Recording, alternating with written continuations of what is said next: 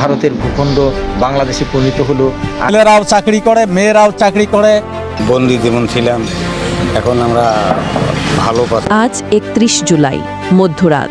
ঘড়ির কাঁটা 12টা স্পর্শ করতেই আনন্দ উল্লাসে মুখর হয়ে ওঠে একসময়ের ছিটমহল। 2015 সালের এই মধ্যরাতেই দীর্ঘ 68 বছরের রাষ্ট্রহীন জীবনের অবসান ঘটে। স্বাধীন বাংলাদেশের মানচিত্রে স্থান পায় ভারতের ছিটমহলগুলো, আর হাজারো মানুষ লাভ করেন একটি স্বাধীন দেশের নাগরিক হিসেবে নতুন পরিচয়। লাবলু পাঠানের তথ্যে ঐতিহাসিক সেই মুহূর্তকে স্মরণ করে প্রতি বছরের মতো এবারও 68টি মোমবাতি প্রজ্বলনের মাধ্যমে দিবসটি পালন করেন স্থানীয় বাসিন্দারা। লাল সবুজের পতাকা হাতে শিশু, তরুণ ও প্রবীণদের অংশগ্রহণে পুরো এলাকায় তৈরি হয় উৎসবের আবহ। একসময় এই জনপদের মানুষের জীবন ছিল অবহেলা আর বঞ্চনার প্রতীক।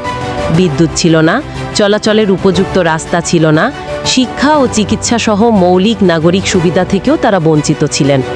কিন্তু আজ সেই চিত্র অনেকটাই বদলে গেছে। ঘরে ঘরে পৌঁছেছে বিদ্যুতের আলো, নির্মিত হয়েছে পাকা সড়ক, শিক্ষা প্রতিষ্ঠান, মসজিদ, মন্দির এবং বিভিন্ন সরকারি অবকাঠামো। কৃষি, ব্যবসা বাণিজ্য ও মানুষের জীবনযাত্রার মানেও এসেছে ইতিবাচক পরিবর্তন। স্থানীয়দের ভাষায়, একসময় আমরা পরিচয়হীন ছিলাম, আজ আমরা গর্বের সঙ্গে বলতে পারি আমরা বাংলাদেশি। এই লাল সবুজের পতাকাই আমাদের সবচেয়ে বড় অহংকার। 31 জুলাইয়ের এই মধ্যরাত শুধু একটি সময় নয়, এটি হাজারো মানুষের স্বাধীনতা, নাগরিক অধিকার এবং নতুন জীবনের সূচনার প্রতীক।